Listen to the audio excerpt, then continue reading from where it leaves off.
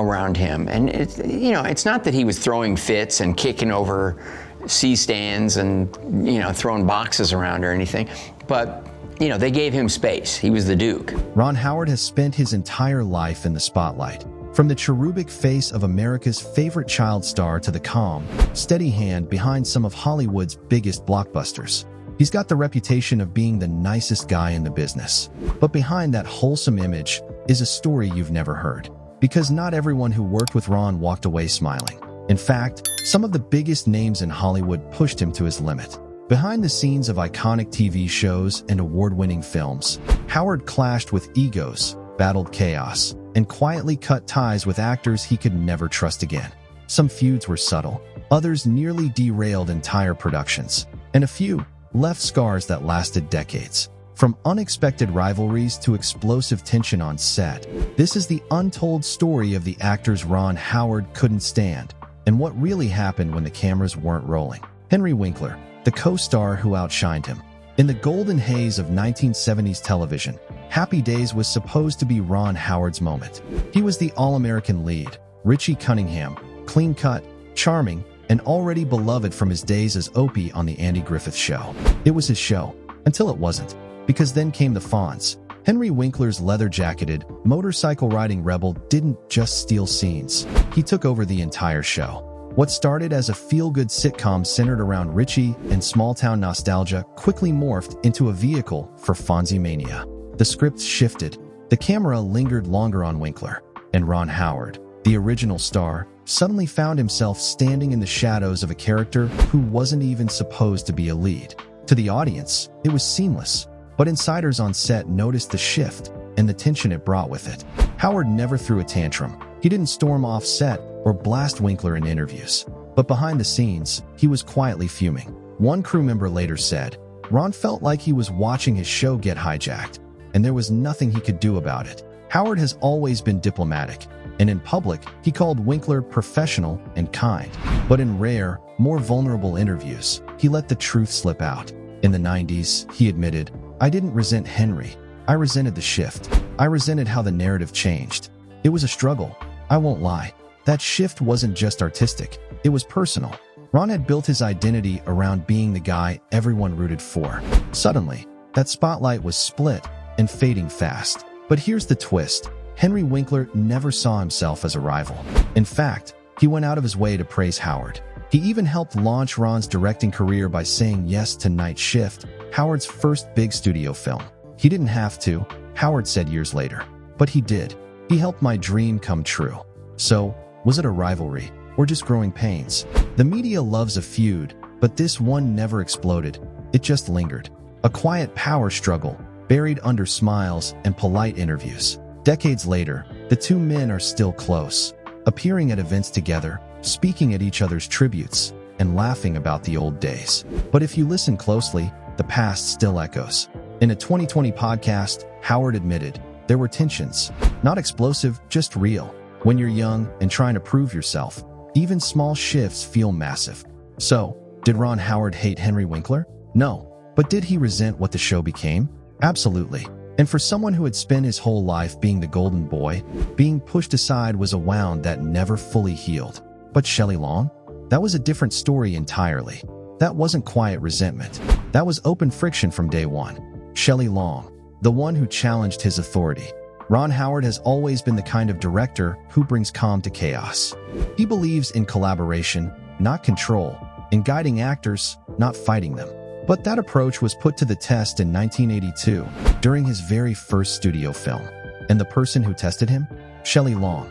At the time, she was just beginning to break through, smart, sharp, and known for her precise delivery. On paper, she was the perfect choice for Night Shift, a dark comedy about morgue workers turned accidental pimps.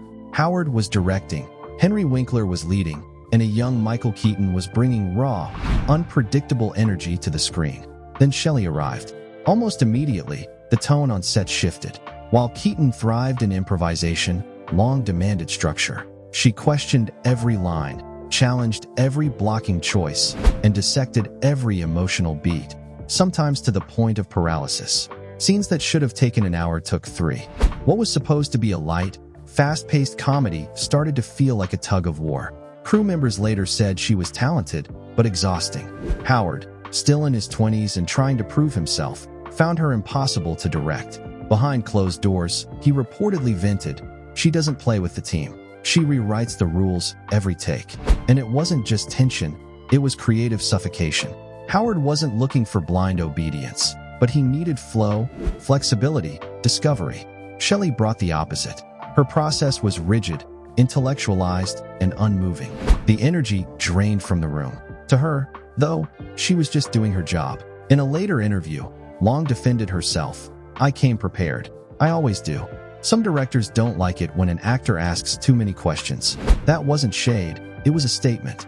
She didn't think Ron was in control. She didn't trust his vision. And Howard, he never cast her again. Not once. In public, he stayed classy, never naming her in retrospectives, never slamming her directly. But in a 2020 podcast, he was asked which actor had taught him the most about patience. He laughed, paused, and simply said, "Let's just say my first studio film was an education." That silence said everything. Night Shift ended up being a hit. It launched Keaton's career, gave Winkler a rare leading role, and proved Ron Howard could helm a major film. But Shelley Long was the name that vanished from his world. No thank yous, no reunion panels, just a clean cut. So did Ron Howard hate her? No screaming, no drama, just distance. But for a man who values harmony above all else, Shelley Long wasn't just difficult, she was unforgettable for all the wrong reasons. And if Shelley cracked his patience, the next actor nearly shattered it. Tom Sizemore, the chaos factor. Ron Howard doesn't yell. He doesn't slam doors or throw tantrums. His sets are known for being some of the calmest in the industry, a place where actors feel safe, prepared, and respected. So when chaos walks in, it doesn't go unnoticed. And in 1996, chaos had a name, Tom Sizemore. It was during the filming of Ransom, a high-stakes thriller starring Mel Gibson and Rene Russo. Howard had everything lined up, a tight script, a strong cast, and the kind of production that could only succeed with laser-focused direction. Then Sizemore showed up, and everything started to wobble. On paper, Sizemore was the perfect fit for a gritty, unpredictable villain. In reality, he was battling full-blown addiction and unraveling faster than anyone expected. He'd show up late, sometimes disoriented, other times wired and erratic. Lines weren't the problem, energy was. His unpredictability didn't just derail takes, it rattled the entire set. Ron Howard, ever the professional, tried to hold it together. But in a rare, candid interview years later, he admitted, "There were days I had to recalibrate everything around one person's unpredictability. That's not how I like to work. It throws the rhythm off. It shakes trust." He never said the name, but he didn't have to. Sizemore would later confirm it himself. In his brutally honest memoir, "By Some Miracle I Made It Out of There," he described that period as one of the darkest in his life. Using drugs daily, barely functional, spiraling hard. He admitted he knew he was dragging the production down. And Howard, Sizemore saw right through him. "Ron was a good guy," he wrote. "Too good, like sickeningly in control. I was spiraling, and I think I scared the hell out of him." There were no public fights, no explosive headlines. But Howard didn't need to make a scene, he just made a decision. Tom Sizemore would never work on one of his sets again. And true to form, Howard kept his silence. When Sizemore passed away in 2023, there was no tribute, no comment, just the same quiet distance he maintained for decades. As one producer close to Howard once said, "He doesn't blacklist people, he just never looks back." So did Ron Howard hate Tom Sizemore? Not exactly. But for a man who values control, order, and mutual respect, working with someone that volatile wasn't just frustrating. It was a breach of everything he built his career around. And yet, that wasn't the first time he learned that things aren't always what they seem behind the camera. Because long before Hollywood, long before Ransom, Ron Howard learned a much harder lesson from someone he once saw as family. Andy Griffith, the mentor who changed. Ron Howard's career began before he even understood what a career was. At just 6 years old, he stepped onto the set of the Andy Griffith Show, wide-eyed, freckle-faced, and completely unaware that millions of Americans would come to know him as Opie Taylor.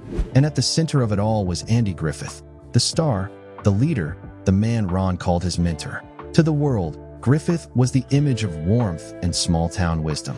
To young Ron, he was something even more powerful, a father figure. "He made me feel like I belonged," Howard once said. "He never treated me like a kid. He treated me like a partner."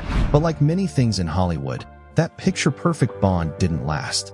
As Ron grew older, he began to notice cracks in the polished image. Griffith's mood began to shift. He became more guarded, more controlling. Some days he was gentle, others distant, even sharp.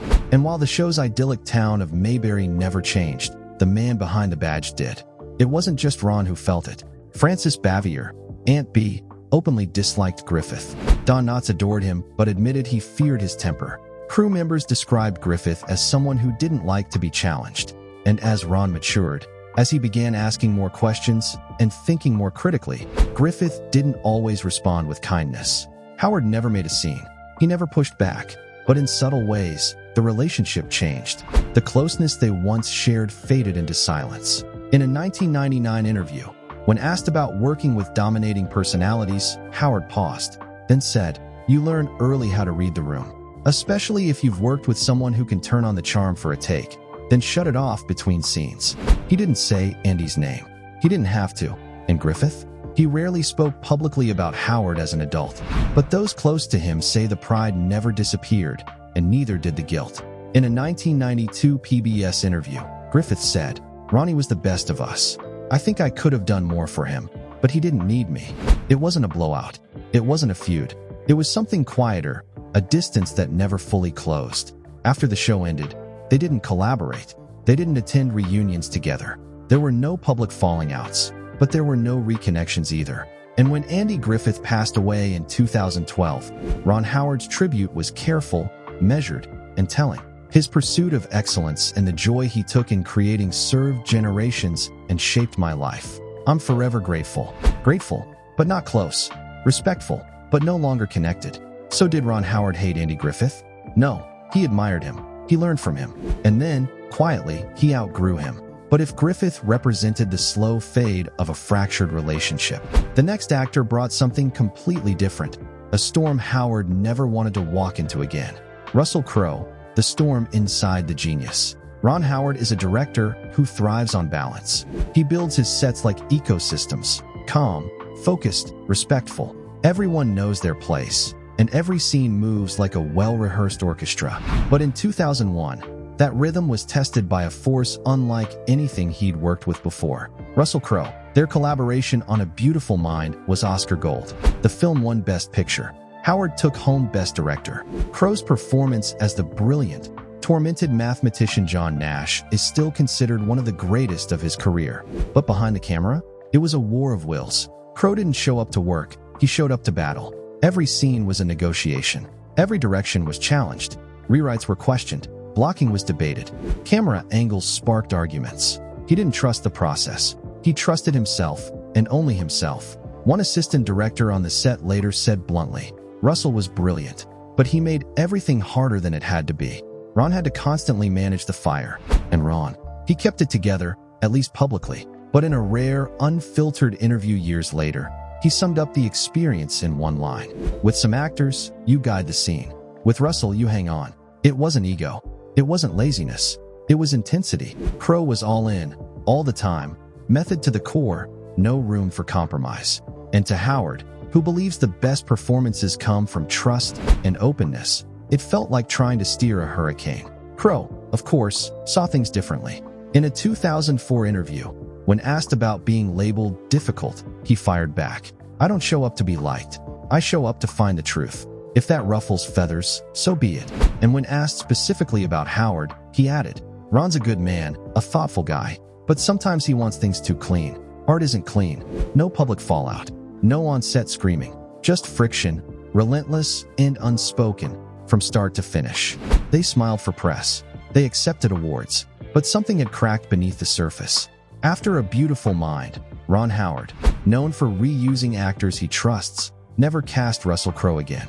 Not in a lead. Not in a cameo. Not once. Not in Frost/Nixon. Not in the Da Vinci Code trilogy. Not even when Crowe's career peaked. In 2015, when asked if he'd ever work with Crowe again, Howard gave a polite, tight-lipped answer. "You never say never, but some collaborations are meant to be one-time moments. Thank you for the Oscar. Now please stay off my set." Crowe, for his part, hasn't had much to say about Howard since. No praise, no reflection, just silence, the kind that speaks louder than words. So, did Ron Howard hate Russell Crowe? Not personally, but professionally. He knew exactly what it cost to survive that storm, and decided once was enough. Because sometimes the danger of genius isn't failure. It's the wreckage it leaves behind, the calm in the storm. Ron Howard has spent over 6 decades in Hollywood, not as a headline, not as a scandal, but as a constant. Through childhood fame, shifting careers, creative battles, and silent tensions, he never exploded, never crumbled, never lost control. That's his power. While others built reputations on chaos, ego, or emotional fire, Howard built something different, something quieter. He outlasted the spotlight, outgrew rivalries, and learned when to speak, and when silence said more. He never made enemies on purpose, but he didn't forget the people who made things harder. The co-star who stole his spotlight, the actress who challenged his every move, the actor who brought addiction to his doorstep, the mentor who wasn't who he thought, the genius who left scars on a perfect performance. And through it all, Ron didn't fight for control. He became the control. Hollywood is full of directors who scream, producers who micromanage, stars who self-destruct. Ron Howard? He just kept going. One project at a time, one story at a time, one lesson at a time. Because in an industry built on chaos, sometimes the most powerful person in the room is the one who never raises their voice. And that, more than the fame, the awards, or the headlines, is what truly sets him apart.